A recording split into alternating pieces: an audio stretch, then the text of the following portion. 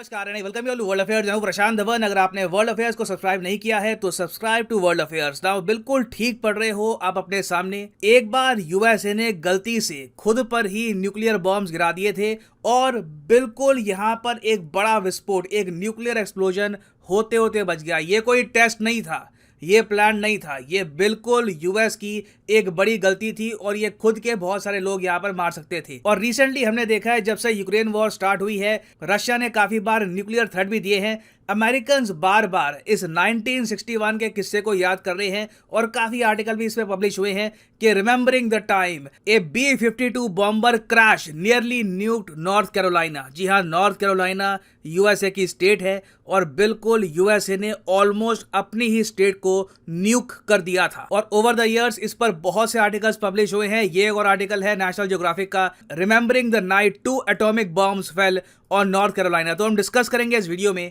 कि आखिर 1961 में हुआ क्या था, ये किस्सा आज भी ह्यूमैनिटी के लिए इंपॉर्टेंट क्यों है, हम यहाँ पर क्या सीख सकते हैं and how we can save our future. और हाँ, ये भी यहाँ पर ऐड करना पड़ेगा कि यूक्रेन वॉर के बाद से हमने ये भी देखा है कि दुनिया भर के जो बहुत सारे देश है इन्होंने न्यूक्लियर स्टॉक पाइल बढ़ाना स्टार्ट कर दिया है। न्यूक्लियर वेपन्स यहाँ पर ज़्यादा बढ़ने स्टार्ट हो गए हैं क्योंकि हर कंट्री को अब डर है कि जो यूक्रेन में हुआ है कभी हमारे साथ हो जाए या फिर आसपास के किसी कंट्री के साथ हो जाए। We must always be prepared. इसलिए आपने देखा होगा चाहे रशिया हो, चाइना हो, यूके, पाकिस्तान, इंडिया, सब ने न्यूक्लियर वेपन्स ज़्यादा बढ़ाने स्टार्ट कर दिए हैं। तो खैर अब बात करते हैं हम 1961 के किस्से की। ये कहानी स्टार्ट कैसे होती है? जैसे कि आप सब लोग जानते हैं कि यूएसए ने 1945 में ही एटॉमिक बॉम्ब बना दिया था। यूएसए के पास ये शक्ति आ गई थी और यूएसए ने इस ताकत का इस्तेमाल भी किया वर्ल्ड वॉर 2 में जापान के अगेंस्ट, जापान के 2 शहर हिरोशिमा और नागासाकी को डिस्ट्रॉय करके। मगर इंटरेस्टिंग बात देखिए, सिर्फ 4 साल के बाद 1949 में यूएसएसआर ने भी न्यूक्लियर बॉम्ब तैयार कर लिया था। और ये यूएसएसआर के लिए बहुत ही इंपॉर्टेंट था क्योंकि न्यूक्लियर बॉम्ब से ये धमकी दे सकते थे यूएसए को कि अगर जो जापान के साथ आपने किया है हमारे साथ किया तो हम भी आप पर अटैक करेंगे। और फिर दुनिया चली गई थी एक कोल्ड वॉर की तरफ, जहां पर एक तरफ था यूएसए, दूसरी तरफ था यूएसएसआर। और एक इंटरेस्टिंग बात मैं आपको बताता हूँ, 1950s 1960s का जो टाइम था उस वक्त तक न्यूक्लियर मिसाइल्स इतने डेवलप हुए नहीं थे और ना किसी कंट्री के पास S-300 S-400 था। तो खुद को डिफेंड कर पाना और सामने वाले को डराने का एक ही सिंपल रास्ता था कि एक भारी भरकम एयरक्राफ्ट बनाओ, उस एयरक्राफ्ट में रखो 5-6 न्यूक्लियर बॉम्ब और कॉन्स्टेंटली उसको उड़ाते रहो। और यूएसए और यूएसएसआर ने यही किया बहुत लंबे समय तक।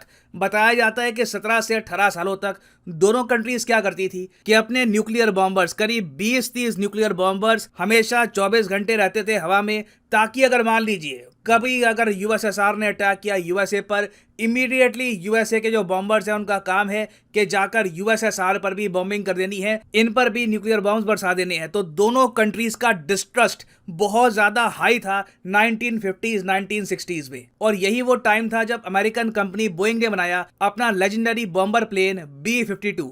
यहाँ पर आप देख पाओगे ये है B-52। इसको अमेरिकन मिलिट्री में काफी बार बफ भी कहा जाता है, जिसकी फुल फॉर्म है बिग अगली फैट फेलो। हालांकि कुछ रिपोर्टर्स ये भी क्लेम करते हैं कि एक्चुअली में जो फेलो जो वर्ड है ना, इसकी जगह एक अभद्र वर्ड का यूज किया जाता था क्योंकि B-52 दूर से आप अगर देखो काफी अगली लगता था। और उसके अलावा सिंस ये न्यूक्लियर बॉम्ब्स कैरी करके घूमता था और इस पर ड्यूटी बहुत ज्यादा मुश्किल होती थी क्योंकि आपको लंबे समय तक फ्लाई करना होता था, कोई भी बफ को यूज नहीं करना चाहता था। हर कोई एयरफोर्स में से दूर रहना चाहता था क्योंकि रिस्पॉन्सिबिलिटी का काम है। और आप खुद सोच सकते हैं कि कितना ज्यादा मुश्किल टीडियस काम है कि कॉन्स्टेंटली एक बॉम्बर एयरक्राफ्ट आपको फ्लाई करना है क्रू के साथ और आपको अलर्ट रहना है। जैसे ही न्यूज आई कि यूएसएसआर ने गिरा दिया न्यूक्लियर बॉम्ब यूएसए पर, इमीडिएटली रिप्लाई करना है। तो बहुत ज्यादा स्ट्रेस में रहता था B-52 बॉम्बर का क्रू।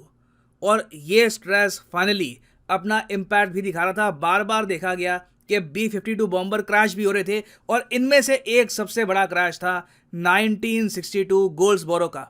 गोल्ड्सबोरो एक छोटी सी जगह है यूएसए की स्टेट नॉर्थ कैरोलिना में। यहाँ पर 23 जनवरी 1969 को क्या हुआ कि एक B-52 बॉम्बर जो अपनी लंबी शिफ्ट के बाद, बहुत लंबे समय तक आसमान में उड़ने के बाद, देश की रक्षा करने के बाद वापस लैंडिंग कर रहा था नॉर्थ कैरोलिना में। मगर अचानक से कुछ यहाँ पे माल फंक्शनिंग हो गई और प्लेन क्रैश कर जाता है। एक्चुअली पहले तो प्लेन हवा में ही दो हिस्सों में टूट गया था। नो वन नोज हाउ कैसे ये हो गया, मगर एक आप कह सकते हैं फ्रीक एक्सीडेंट था। और उसके बाद इस प्लेन के अंदर जो न्यूक्लियर बॉम्ब रखे थे, जो यूएसएसआर के लिए थे कि कभी यूएसएसआर अटैक करेगा तो हम भी अटैक करेंगे, वो न्यूक्लियर बॉम्ब इस प्लेन से छलक कर अमेरिकन धरती पर गिर गए। और यहां पर आप देख पाओगे ये है वो डरा देने वाली फोटो। देखो टोटल 3 से लेकर 4 न्यूक्लियर बॉम्ब बताया जाता है गिरे थे अमेरिका की धरती पर। उनमें से एक न्यूक्लियर बॉम्ब ऑलमोस्ट डेटोनेट हो गया था। देखो न्यूक्लियर बॉम्ब को डेटोनेट करने के लिए आपको कम से कम 3 से लेकर 4 जो लॉक्स होते हैं यहाँ पे रिमूव करने होते हैं। तो 3 लॉक्स इसके रिमूव हो गए थे।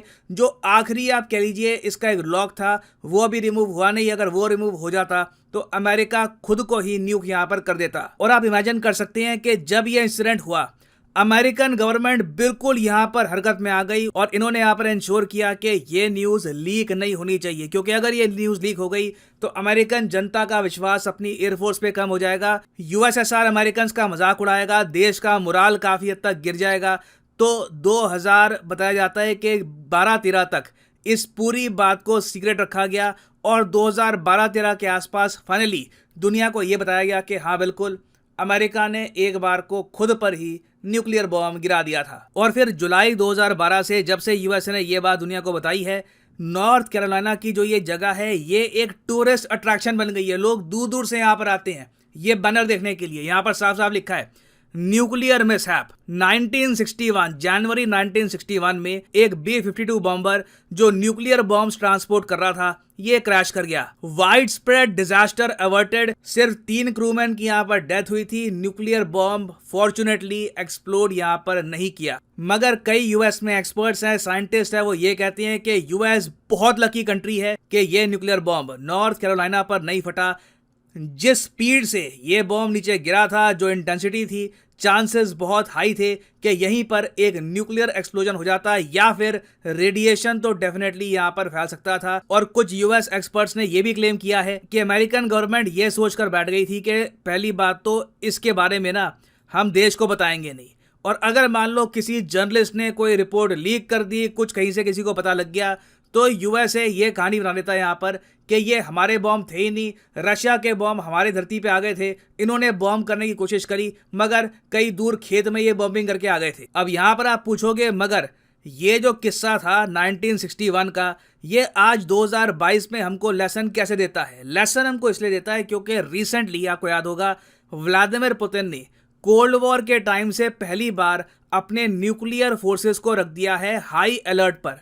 इसका मतलब अब ये है कि जैसे एक टाइम पर न्यूक्लियर बॉम्बर अमेरिका के और कंट्रीज के उड़ते रहते थे न्यूक्लियर बॉम्ब्स को लेकर, अब फिर से Russian nuclear bombers nuclear bombs को लेकर उड़ रहे हैं। और इसके बारे में कई रिपोर्ट्स पब्लिश हुई है। एक स्विस इन्फो की रिपोर्ट थी कि इससे वापस एक न्यूक्लियर एक्सीडेंट होने का डर बढ़ जाता है, क्योंकि देखो प्लेन क्रैश हो सकते हैं, बढ़िया से बढ़िया प्लेन भी कभी कभी क्रैश हो जाता है। Human beings do not have 100% control. तो डर आज के समय सिर्फ ये नहीं है कि पुतिन को गुस्सा आ गया, उन्होंने लॉन्च कर दिया न्यूक्लियर बॉम्ब। डर एक ये भी है कि रशिया के बहुत सारे जो बॉम्बर एयरक्राफ्ट उड़ रहे हैं, इन एयरक्राफ्ट से जो न्यूक्लियर बॉम्ब्स हैं ये गिर जाते हैं धरती पर और एक बड़ा विस्फोट हो जाता है। तब हम क्या करेंगे? तब कौन सा कंट्री सुनेगा, समझाएगा कि ये एक एक्सीडेंट है, हमने जानकर नहीं किया? तो इसलिए रशिया ने जब अपने न्यूक्लियर वेपन्स एक्टिव कर दिए थे, दुनिया भर में चिंता बढ़ गई थी और आज भी वो चिंता बढ़ी हुई है। और इसलिए आपने देखा होगा दुनिया भर में फेमस जो पर्सनालिटीज हैं, जो इन्फ्लुएंशियल लोग हैं, even for example George Soros, उन्होंने ओपनली कहा था कि दुनिया एक न्यूक्लियर वॉर के बहुत जरा करीब है, क्योंकि न्यूक्लियर वॉर एक न्यूक्लियर एक्सीडेंट से भी स्टार्ट हो सकता है। तो उम्मीद हम यहाँ पर यह कर सकते हैं कि 1961 में जो हुआ था उससे आज के देश सीखें। बड़े स्केल पर न्यूक्लियर वेपन्स को आप रखते हो अगर एक्टिव, तो हमेशा हमेशा एक न्यूक्लियर एक्सीडेंट होने का चांस बना रहता है ना। फाइनली मैं यहाँ पे आपसे क्वेश्चन पूछूंगा जिसका आंसर मैं आपको दूंगा नहीं, आप सब लोग इसका आंसर कमेंट सेक्शन में करोगे। जो लोग इसका आंसर करेंगे कमेंट सेक्शन में, मैं उनकी कमेंट को हार्ट दे दूंगा ताकि बाकी लोग समझ पाएं कि सही आंसर क्या है। क्वेश्चन यहाँ पर यह है कि इनमें से वो कौन सा इवेंट है, बड़ा जियोपॉलिटिकल इवेंट, जिसका कोल्ड वॉर से कोई भी रिलेशन नहीं है? कोल्ड वॉर से कोई रिलेशन इसका नहीं है, ये आपको बताना है। ये है यहाँ पे आपकी option. Option A Cuban missile crisis, option B treaty of Versailles, option C नाम ग्रुप क्रिएट हो चुका है नॉन अलाइनमेंट मूवमेंट, या फिर option D Berlin blockade. Comment section में सब लोग इसका आंसर करिए। सही आंसर जो भी करेगा उसकी कमेंट को मैं हार्ट दे दूंगा। और फाइनली यहाँ पर मैं ये भी ऐड कर दूं कि लाइफ में अगर आप एक बार प्रॉपरली यूपीएससी एग्जाम की तैयारी करना चाहते हैं, किसी भी एग्जाम की तैयारी करना चाहते हैं, चाहे आईआईटी हो, बैंक हो, तो सिंपली जाइए कमेंट सेक्शन में। कमेंट सेक्शन में आपको मिलेगी ये पिंड कमेंट और यहाँ पे आप परचेज कर सकते हैं the course of your choice. For example let's say आप प्रिपेयर कर रहे हैं फॉर यूपीएससी, क्लिक करिए यूपीएससी पर और यहाँ पे आपके सामने खुल जाएगा ये पेज और यहाँ पे आप परचेज कर पाएंगे UPSC course for 36 month as well. अगर मान लीजिए आप एक कॉलेज स्टूडेंट हैं, अभी आपके पास टाइम है 2-3 साल का आराम से यूपीएससी की प्रिपरेशन करनी है, तो 36 महीने का जो कोर्स है ये भी आप कर सकते हैं परचेज। मगर जो प्राइसेस यहाँ पर लिखे हैं ये पे करने की जरूरत नहीं है। सिंपली यहाँ पर कोड यूज करिए PD10 and the prices will start falling. So use the code PD10 and save money. So इसी नोट के साथ ये है वीडियो का। Thank you for listening and as always God bless you all.